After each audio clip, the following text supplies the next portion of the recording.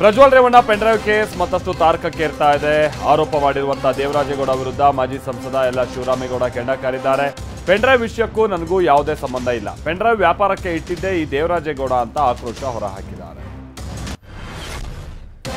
ದೇವರಾಜೇಗೌಡನನ್ನ DK Shivakumar ಜೊತೆಗೆ ಮಾತನಾಡಿಸಿ ಅಪರಾಧ ಮಾಡಿದ್ನಾ ಅಂತ ಅನ್ನಿಸ್ತಾ ಇದೆ ಅಂತ ಮಾಜಿ ಸಂಸದ ಶಿವರಾಮೇಗೌಡ ಕಿಡಿಕಾರಿದ್ದಾರೆ. ಡಿಕೆ ಹಲೋ ದೇವರಾಜೇಗೌಡ ಅಂತ ಮಾತ್ರ ಹೇಳಿದ್ದರು, ನನ್ನ ಜೊತೆ ಡಿಕೆ ಶಿವಕುಮಾರ್ 40 ನಿಮಿಷ ಮಾತನಾಡಿದ್ರು ಅಂತ ಹೇಳ್ತಾ ಇದ್ದಾನೆ. ಇವನೊಬ್ಬ ಮನುಷ್ಯನಾಗೋಕು ನಾಲಾಯಕ್ ಅಂತ ಗುಡುಗಿದ್ದಾರೆ. ದೇವರಾಜೇಗೌಡ ವಿರುದ್ಧ ಮಾನನಷ್ಟ ಮೊಕದ್ದಮೆಯನ್ನ ಹೂಡ್ತೀನಿ ಅಂತ ಮಾಜಿ ಸಂಸದ ಎಲ್ಲ ಶಿವರಾಮೇಗೌಡ ಹೇಳಿದ್ದಾರೆ. ನಮ್ಮ ವಕೀಲರ ಮುಖೇನವಾಗಿ ನೋಟಿಸ್ ಅನ್ನ ರೆಡಿ ಮಾಡಿದ್ದೀವಿ, ಮಾನನಷ್ಟ ಪ್ರಕರಣದ ಜೊತೆಗೆ ಕ್ರಿಮಿನಲ್ ಕೇಸ್ ಕೂಡ ಹಾಕ್ತೀನಿ ಅಂತ ದೇವರಾಜೇಗೌಡ ಆರೋಪಕ್ಕೆ ಮಾಜಿ ಸಂಸದ ಎಲ್ಲ ಶಿವರಾಮೇಗೌಡ ಟಕ್ಕರ್ ಕೊಟ್ಟಿದ್ದಾರೆ. ದೇವರಾಜೇಗೌಡ ವಿರುದ್ಧ ಮಾಜಿ ಸಂಸದ ಶಿವರಾಮೇಗೌಡ ಏಕವಚನದಲ್ಲೇ ವಾಗ್ದಾಳಿ ನಡೆಸಿದ್ರು. ಇವನು ಹೇಳ್ತಾ ಹೋಗ್ತಾ ಇದ್ರೆ ಎಲ್ಲಿ ತನಕ ಕೇಳೋದು, ಹುಚ್ಚು ನಾಯಿ ಒಳಗೆ ಹೋಯ್ತು ಅಂತ ಪ್ರಾರ್ಥಿಸಿದ್ದೆ. ಈ ಹುಚ್ಚು ನಾಯಿನ ಯಾರು ಬೇಕಾದ್ರೂ ಅಂದ್ರೆ ಈ ಹುಚ್ಚು ನಾಯಿ ಯಾರನ್ನ ಬೇಕಾದ್ರೂ ಕಡಿದು ಬಿಡುತ್ತೆ ಅಂತ ದೇವರಾಜೇಗೌಡ ವಿರುದ್ಧ ಆಕ್ರೋಶ ಹೊರಹಾಕಿದ್ದಾರೆ. ಶಿವಮೊಗ್ಗದಲ್ಲಿ ಮಳೆ ಅಬ್ಬರದಿಂದಾಗಿ ಮದುವೆ ಛತ್ರಕ್ಕೂ ನೀರು ನುಗ್ಗಿದೆ. ಶಿವಮೊಗ್ಗ ನಗರದ ಗುಡ್ಡೇಕಲ್ನ ಸಮುದಾಯ ಭವನದಲ್ಲಿ ಘಟನೆ ನಡೆಯಿತು. ಉಪಹಾರ ಮಾಡ್ತಾ ಇದ್ದಂಥವರು ಸಂಕಷ್ಟಕ್ಕೆ ಸಿಕ್ಕಾಕೊಂಡ್ಬಿಟ್ರು. ಗುಡ್ಡೇಕಲ್ ದೇವಸ್ಥಾನಕ್ಕೆ ಸೇರಿದ ಸಮುದಾಯ ಭವನದಲ್ಲಿ ಘಟನೆ ನಡೆದಿದೆ. ಮಳೆ ನೀರಿನ ನಡುವೆನೇ ಬೆಳಗಿನ ಉಪಹಾರ ಸೇವಿಸಿದ್ದಾರೆ. ವಿದೇಶಕ್ಕೆ ಸಿಮ್ಗಳನ್ನ ರವಾನೆ ಮಾಡ್ತಾ ಇದ್ದ ಆರೋಪಿಯನ್ನ ಬಂಧಿಸಲಾಗಿದೆ. 131 ಭಾರತದ ಸಿಮ್ಗಳನ್ನ ಹೊಂದಿದ್ದಂತ ಆರೋಪಿಯನ್ನ ಕೆಂಪೇಗೌಡ ಇಂಟರ್ನ್ಯಾಷನಲ್ ಏರ್ಪೋರ್ಟ್ನಲ್ಲಿ ಪೊಲೀಸರು ಲಾಕ್ ಮಾಡಿದ್ದಾರೆ. ಆಂಧ್ರದ ವಿಶಾಖಪಟ್ಟಣದ ನಾರಾ ಶ್ರೀನಿವಾಸ ರಾವ್ ಭಾರತದ ಸಿಮ್ಗಳನ್ನ ವಿದೇಶಕ್ಕೆ ಸಾಗಿಸ್ತಾ ಇದ್ದ. ಜೀನ್ಸ್ ಪ್ಯಾಂಟ್ನಲ್ಲಿ ಸಿಮ್ಗಳನ್ನ ಬಚ್ಚಿಟ್ಕೊಂಡು ಪಾರ್ಸಲ್ ಮಾಡ್ತಾ ಇದ್ದ ಅನ್ನೋದು ಬಯಲಾಗಿದೆ.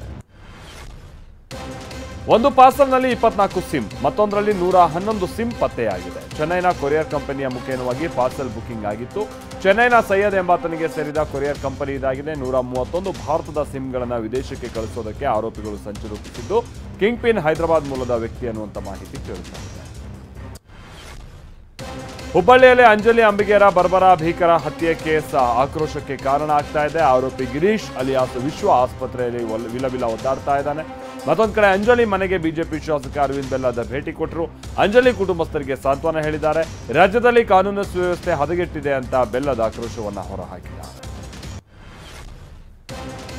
ಬ್ಯಾಗ್ನಲ್ಲಿ ಬಾಂಬ್ ಇದೆ ಅಂತ ಜೋಕ್ ಮಾಡಿ ಕೆಂಪೇಗೌಡ ಏರ್ಪೋರ್ಟ್ನಲ್ಲಿ ಪ್ರಯಾಣಿಕ ಲಾಕ್ ಆಗಿದ್ದಾನೆ. ಹರಿಯಾಣ ಮೂಲದ ರಾಜೇಶ್ ಬೆಂಗಳೂರಿನಿಂದ ಪುಣೆಗೆ ಹೊರಟಿದ್ದ. ಟರ್ಮಿನಲ್ 2ನಲ್ಲಿ ಚೆಕ್ ಇನ್ ವೇಳೆ ತನ್ನ ಬ್ಯಾಗ್ನಲ್ಲಿ ಬಾಂಬ್ ಇದೆ ಅಂತ ಬೆದರಿಸಿದ್ದಾನೆ. ಆತಂಕಗೊಂಡಂತ ಸಿಬ್ಬಂದಿ ಪ್ರಯಾಣಿಕನ ಆ ಬ್ಯಾಗ್ ಅನ್ನ ತಪಾಸಣೆ ಮಾಡಿದ್ದಾರೆ. ಆ ನಂತರದಲ್ಲಿ ಆತನನ್ನ ಅರೆಸ್ಟ್ ಮಾಡಿ ಬಳಿಕ ಸ್ಟೇಷನ್ ಬೇಲ್ ಮೇಲೆ ಬಿಡುಗಡೆ ಮಾಡಲಾಗಿದೆ. ಬೆಂಗಳೂರಿನಲ್ಲಿ ನಿನ್ನೆ ಸುರಿದ ಮಳೆಗೆ ಹಲವೆಡೆ ಜನ ಪರದಾಡಿದ್ದಾರೆ. ಮಳೆಯಿಂದ ಯಲಹಂಕದ ಹಲವು ಪ್ರದೇಶ ಜಲಾವೃತ ಆಗಿದ್ದು, ಮಳೆಯಿಂದ 5-6 ಅಪಾರ್ಟ್ಮೆಂಟ್ಗಳ ನಿವಾಸಿಗಳಿಗೂ ಸಂಕಷ್ಟ ಎದುರಾಗಿತ್ತು. ನಾರ್ತ್ ವುಡ್ ಅಪಾರ್ಟ್ಮೆಂಟ್ಗೆ ರಾಜಕಾಲುವೆ ನೀರು ನುಗ್ಗಿ ವಿಲ್ಲಾ ನಿವಾಸಿಗಳು ಒದ್ದಾಡಿದ್ದಾರೆ. ವಾರದ ಹಿಂದೆ ಬಿಬಿಎಂಪಿಗೆ ಪತ್ರ ಬರೆದರೂ ಪರಿಹಾರ ಸಿಕ್ಕಿಲ್ಲ ಅಂತ ಆಕ್ರೋಶವನ್ನ ಹೊರಹಾಕಿದ್ದಾರೆ. ಚಿಕ್ಕಮಗಳೂರಿನಲ್ಲಿ ವರುಣಾಘಾತಕ್ಕೆ ಅವಾಂತರಗಳ ಸುರಿಮಳೆಯೇ ಸೃಷ್ಟಿಯಾಗಿದೆ. ಉದ್ದೇಬೋರನಹಳ್ಳಿಯಲ್ಲಿ ಭಾರೀ ಮಳೆಗೆ ಅಂಗಡಿಗಳಿಗೆ ನೀರು ನುಗ್ಗಿ ಗೊಬ್ಬರ, ಸಿಮೆಂಟ್ ಹಾನಿಯಾಗಿದೆ. ಸಿಮೆಂಟ್ ಹಾಗೆ ರಾಸಾಯನಿಕ ಗೊಬ್ಬರ ನೀರ್ಪಾಲಾಗಿದೆ. ರಾಷ್ಟ್ರೀಯ ಹೆದ್ದಾರಿ ಪ್ರಾಧಿಕಾರ ಚರಂಡಿ ಕಾಮಗಾರಿಯನ್ನು ಪೂರ್ಣಗೊಳಿಸಿಲ್ಲ. ಇದರಿಂದಾಗಿ ಮಳೆ ನೀರು ಅಂಗಡಿಗಳಿಗೆ ನುಗ್ಗಿ ಸಂಕಷ್ಟ ಎದುರಾಗಿದೆ. ಚಿಕ್ಕಮಗಳೂರು ಜಿಲ್ಲೆಯಲ್ಲಿ ಮಳೆಯಿಂದ ಅವಾಂತರಗಳು ಬಹಳ ಹೆಚ್ಚಾಗಿದೆ. ಮಳೆಯಿಂದ ಬಿಷಪ್ ಹೌಸ್ ಕಾಂಪೌಂಡ್ ಕುಸಿದು ಬಿದ್ದಿತ್ತು. ಕಾಂಪೌಂಡ್ ಕುಸಿದು 5 ಬೈಕ್ ಹಾಗೆ 2 ಸೈಕಲ್ಗಳು ಜಖಮಾಗಿವೆ. ಹೌಸಿಂಗ್ ಬೋರ್ಡ್ ಬಡಾವಣೆಯಲ್ಲಿ ಘಟನೆ ನಡೆದಿದೆ. ಕಾಫಿನಾಡಲ್ಲಿ ಧಾರಾಕಾರವಾಗಿ ಮಳೆಯಾಗ್ತಾ ಇದ್ದು ಜನಜೀವನ ಅಸ್ತವ್ಯಸ್ತ ಆಗಿದೆ. ಬೆಂಗಳೂರಿನಲ್ಲಿ ನಿನ್ನೆ ಸುರಿದ ಮಳೆಗೆ ಅಧ್ವಾನ ಆಗೋಗಿದೆ. ಯಲಹಂಕದ ನಾರ್ತ್ ವುಡ್ ವಿಲ್ಲಾಗಳಿಗೆ ನೀರು ನುಗ್ಗಿದ್ದು ನಿವಾಸಿಗಳು ಪರದಾಡ್ತಾ ಇದ್ದಾರೆ. ಟಿವಿ9 ವರದಿಯ ಬೆನ್ನಲ್ಲೇ ಬಿಬಿಎಂಪಿ ಅಧಿಕಾರಿಗಳು ಎಚ್ಚೆತ್ತಿದ್ದಾರೆ. ಮೋಟಾರ್ ಪೈಪ್ ಜೊತೆಗೆ ಸ್ಥಳಕ್ಕೆ ಬಂದಿದ್ದಾರೆ. ತಡವಾಗಿ ಬಂದ ಬಿಬಿಎಂಪಿ ಸಿಬ್ಬಂದಿ ವಿರುದ್ಧ ವಿಲ್ಲಾ ನಿವಾಸಿಗಳು ಆಕ್ರೋಶ ಹೊರಹಾಕ್ತಿದ್ದಾರೆ. ಒಡಿಶಾದಲ್ಲಿ ನಾಳೆ 5ನೇ ಹಂತದ ಲೋಕಸಭಾ ಮತ್ತು ರಾಜ್ಯ ವಿಧಾನಸಭಾ ಎಲೆಕ್ಷನ್ ಏಕಕಾಲದಲ್ಲಿ ನಡೆಯುತ್ತೆ. ಹೀಗಾಗಿ ರೂರ್ಕೆಲಾದಿಂದ ಚುನಾವಣಾ ಅಧಿಕಾರಿಗಳು ತಮ್ಮ ತಮ್ಮ ಮತಗಟ್ಟೆಗಳಿಗೆ ತೆರಳಿದ್ದಾರೆ. ಭದ್ರತೆಯಲ್ಲಿ ವಿವಿಪ್ಯಾಟ್ ಹಾಗೆ ಮತಯಂತ್ರಗಳನ್ನು ಕೊಂಡೊಯ್ದಿದ್ದಾರೆ.